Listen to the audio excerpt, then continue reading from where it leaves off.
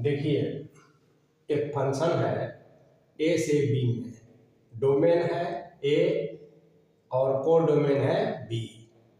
Domain real number का है 3 को छोड़कर, को डोमेन रियल नंबर का है 1 को छोड़कर।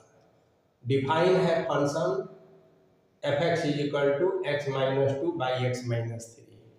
हम लोग को दिखाना है कि यह फंक्शन बाइजेक्टिव है। बाइजेक्टिव तब होता है फंक्शन जब 1 1 और अनटू होता है। पहले हम 1 1 दिखाएंगे।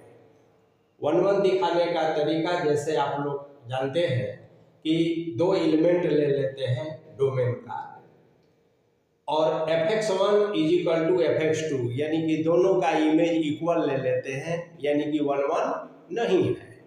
अब f(x1) का वैल्यू यहाँ से प्राप्त कर लेते हैं और f(x2) का वैल्यू x के जगह पर x2 से प्राप्त कर लेते हैं।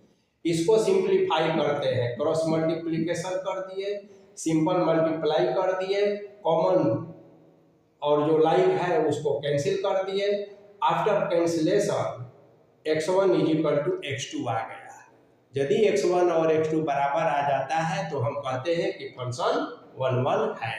बराबर नहीं आएगा तो 1 1 नहीं होता है।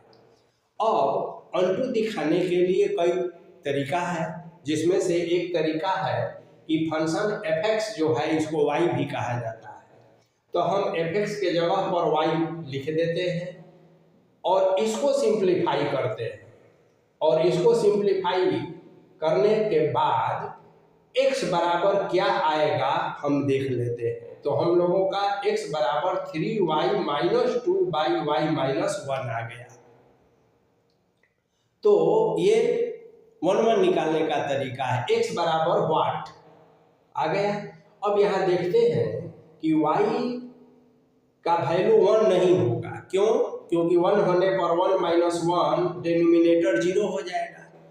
तो आप देखेंगे कि y को डोमेन का है, यहाँ भी 1 नहीं है।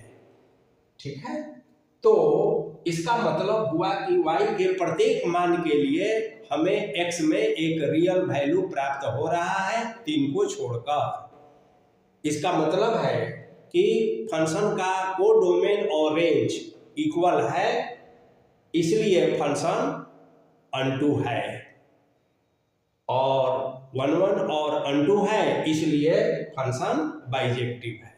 तो यही तरीका है, इसका ज़्यादा से ज़्यादा प्रैक्टिस करेंगे और फिर नेक्स्ट क्लास में नए प्रॉब्लम के साथ